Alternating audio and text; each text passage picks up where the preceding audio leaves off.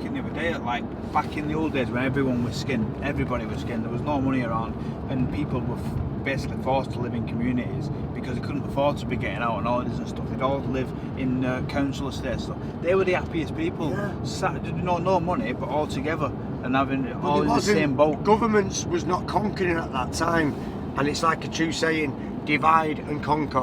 What governments do, they divide the communities and conquer, because everybody's feared up to death because no one knows each other anymore. There is no community.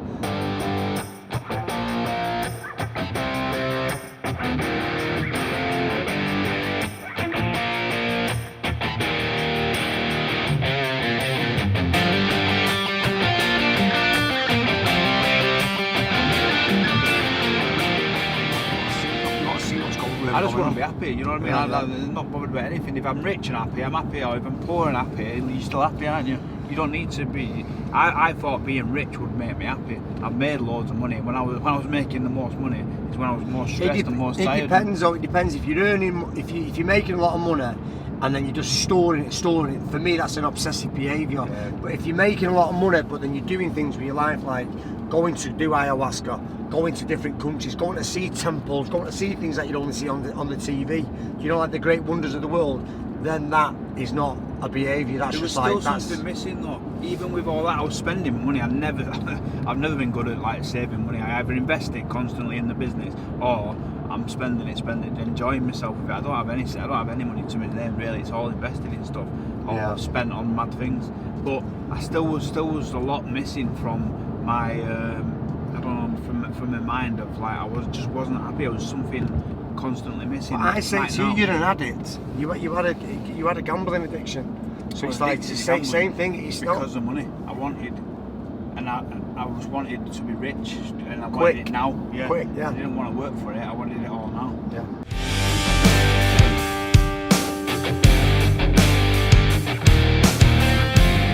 Obviously, our Western culture is all about more and more and more, especially with everything speed, that's advertised everything's to us. fast. And we want products, we want nice clothes, we want the best of this car, the nicest car.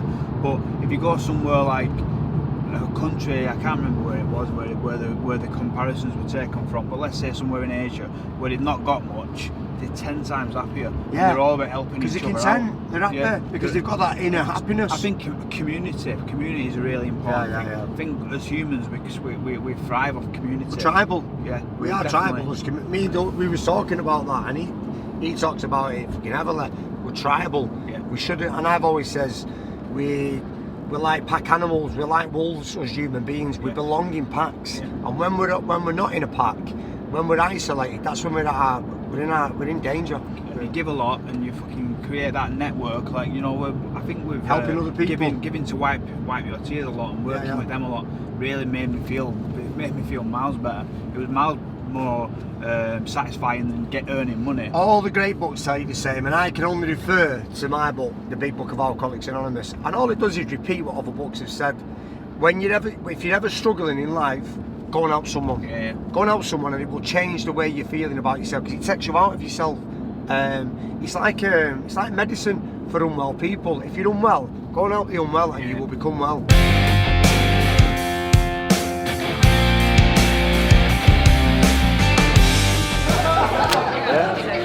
If I take your card first, I'm going to shuffle it straight back into the deck like this. Yeah. Well, let him see For it. yourself, if we cut yours in about halfway down.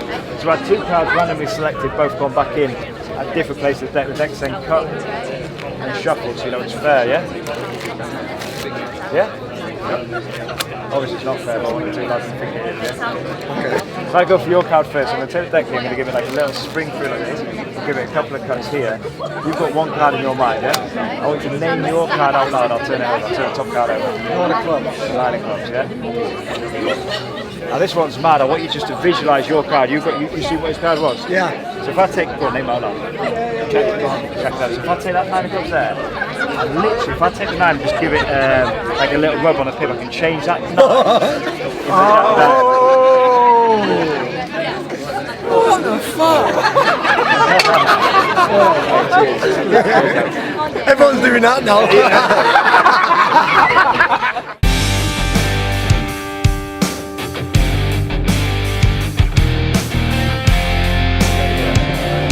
Non-alcoholic beer, October. Yeah. Yours has been alright. When I drank it in Spain, it was like, it tastes like we say, it tastes a bit like chocolate or like caramel, or what did we say before, like treacle, like break, that we used to break. But when I just tasted that San Miguel then, like my head went, wow. I've not tasted that fizz for ages. And I swear to you, I can feel a bit, it's like it triggers like it's like placebo. Yeah. It's like I feel like I've had a bit of a drink. I feel like I'm slurring my words a little bit. It's too close for anyone that's like a new round. But for the people that are alcoholics that haven't got this fucking mental disease that they talk about, it'd be alright for them to drink that. But I'd say for an alcoholic to drink no alcohol beer, if it's your own flavour, watch what you're doing. For me, I'd probably drink that anyway and think, well, I'm alright with that. It wasn't my drink of choice. Like we say, it wasn't my drink of choice. Yeah, exactly. So I'd say if people was going to make a decision of, yeah, I'm going to start drinking no alcohol beer,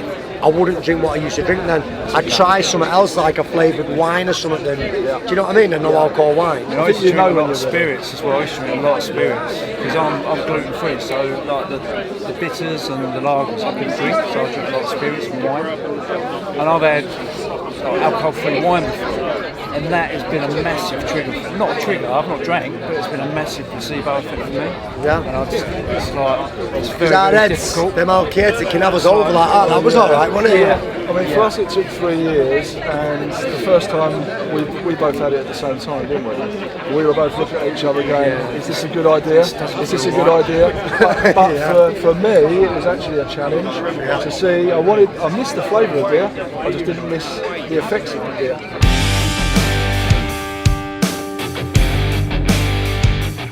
So we're Broken Dollars, and we've been together about 2 years. You're on my Instagram, aren't you? Yeah. Broken Dollars, at Broken. Yep, Dollars, that's it. So basically, I met the October boys about 2 years ago.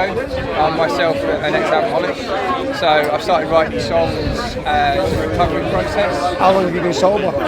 Nearly 5 years. Nice one. 2.5 years nearly myself, so nice one. 5 years. Pretty much to the day with the October boys. This is a real community that we're growing here, and then we're taking our community to different events. Yeah. And I mean, Spitfire are really behind the fear beer and stuff like that, because so many bikers do drive pissed. You know what I mean? So to have a beer, it's such a part of it. You know, turning up, sitting, drinking beer and all that kind of stuff. Because normally it's coffee or whatever, which is fine. So to be able to take that away, still come out on your bikes, drink beer all night and ride sober, it's brilliant. The only place that I see sober alcoholics congregating like this, it's in fellowship meetings. Yeah, absolutely. And that's everything I try and, obviously we need our meetings, but I do it another way. I try and get people together for recovery, in gyms, training. But I've never thought about getting alcoholics, recovered alcoholics or drug addicts together like this. It's always been through exercise, but to come here tonight and see it the way it is, it's like, it's fucking pretty cool stuff. So for me, this is definitely something that I want to be taking back home and kind of, well, an episode being filmed about it, to maybe promote this kind of stuff. It doesn't have to be a meeting, it can be a group of alcoholics that have decided to go out together again, because a lot of the alcoholics today and drug addicts are scared of going to places like this. But as you know, there's strength in numbers.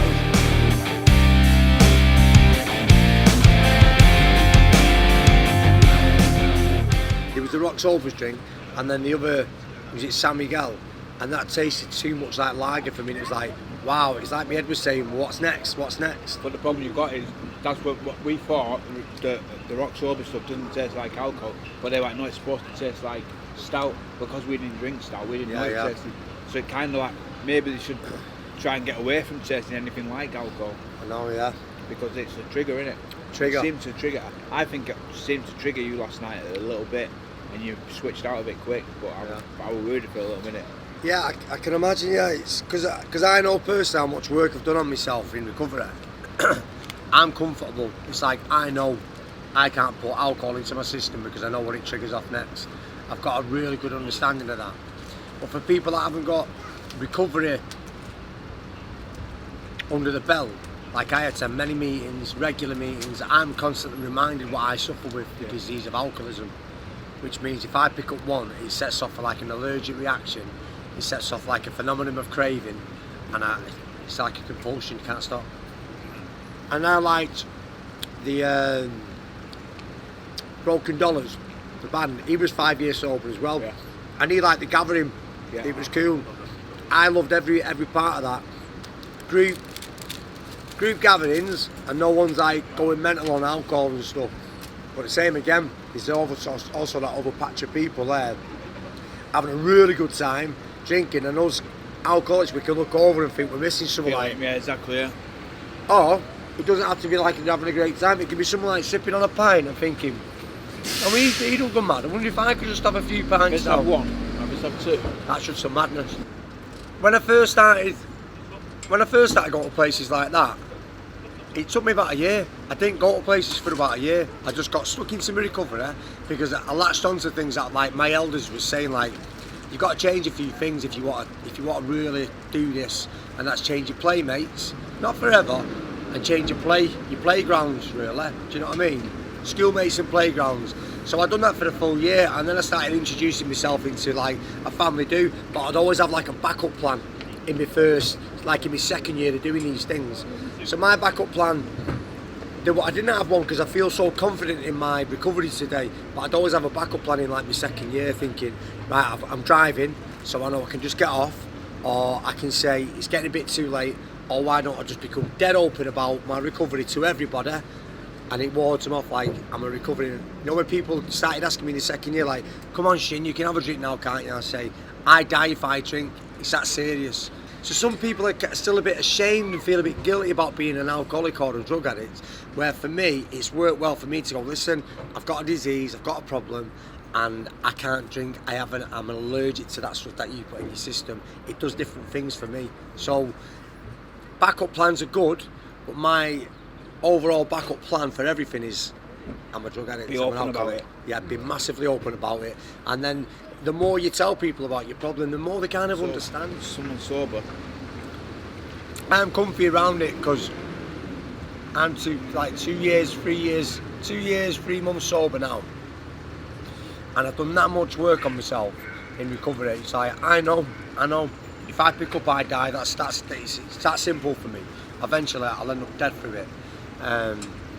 But that doesn't mean I can keep testing myself. Yeah. Surrounding yourself with that sort of thing. Yeah. That would only. I mean, like we said, when we first had it, and we were like, this is a really good thing. It's a really nice atmosphere, and it'd be good for people to get into this atmosphere. But then, as soon as you had that beer, I thought, I feel like a little bit. The non-alcohol beer, that, by the way. As soon as you had it, it tasted like beer to you. Yeah, it triggered something, and I couldn't stand there and lie and say, yeah, I don't feel anything. Something happened in me thinking, and I think it's like when somebody has like a dessert forever. They always have a meal and have a dessert, and I've always said the same about cocaine. You'd have your drink, and then your brain then says, well, where's my next thing? And it's just the same as food. You're used to having a dessert after your meal. If you don't have a dessert, your head starts craving. It sets off phenomenon of like, you have it even if you're not hungry. Yeah, because you're programmed to it. Yeah. Because it's like, it's alright me saying I'm just dead open about it, but not everybody wants to be open like and have a fucking SHINNySHOw live. You like don't want to do that. We were speaking to last night, we were saying, and then one of the lads we were speaking to was like, don't tell anyone. Because very few people know. Must make it miles harder for him. It makes it harder. Yeah. So if it is that hard for you, a backup plan is needed. If you're going to go and like attend an event or a family do, backup plans are. That gets mentioned a lot in the fellowships. Make sure you got a good backup plan for when you go to the escape room. But for me, there is no backup plan. No one. It's like everyone knows I don't do this stuff. Yeah. I believe I have had to do it because I'm an extremist. I've had to recover extremely well. Like other people just recover and they just go to meetings, but me, I had to do it full belt. Same part of addiction again. Which is somewhere I nearly ended up at one point. I was telling you last night. Nearly ended up taking crack at one point just because all the lads I knew were taking it, and I was reading a book, Anthony Kiedis' book, and I was madly intrigued by it and I thought I should try it. With my personality, I'd still be a crackhead now. Yeah, you'd be out there now, you'd be more than that. And a good job that the lad who I was with who was taking it had the sense to say, you're not having any of this, don't ever touch this. Worst thing I ever did. Why I was stood there smoking it. The gathering last night, it was when you go to a meeting, you basically sit in a circle or in a room and somebody reads literature from a fellowship, AA, NACA, and then we open share. Then we get 5 minutes each. Nobody interrupts, which is nice. You get a chance to spill your stuff, and I say getting your sickness out, whatever's going on for you, get it out yourself, take the power out of it. But then in a more relaxed place like that was nice to have group people. That was recovering addicts as well, but not sat there like in a fellowship kind of style, just kind of. Before the book states, it's one man to another. When I get past this, the 12-step program passed down to me, it's for me then step 12 tells me to go and carry that message just to one man. He doesn't tell us to go out in groups of meetings. The work is between two men, yeah? And then whatever you do outside that, I think what we're lacking as a human species anyway is a connection with group people. We're like wolves, we're pack animals, and we belong in groups. So it was lovely to be in an environment and a group last night that wasn't ready to go on a rampage, but there was like-minded. Yeah. But that's hard to find. There's not many like-minded groups like that outside of the fellowships. Yeah, it made it much more of a safer environment for yourself when there's a few more there that are sober. Yeah. I mean, if everybody's getting drunk except from you, yeah, that'd have been a shit it's time risky, to you. yeah. Or just a shit time. The fact that there's a group of people there that was all the same sober, even though there was people there drinking that were mingling together, it was a much safer environment to be in. And I've never found that environment, that group environment, unless it was like the Anonymity Project, what we're doing, training, gyms, like-minded people out recovering, struggling with certain things like anxiety and depression, coming together. But for that, we've kind of got to do exercise and stuff. So for me, it was like less painful last night to just be in a group and not having to exercise, not having to sit and abide by some fellowship rules. It was just good to kick back with some recovering addicts. Yeah. But there never seems to be a kind of group togetherness of recovery that's so relaxed, and I loved that last night.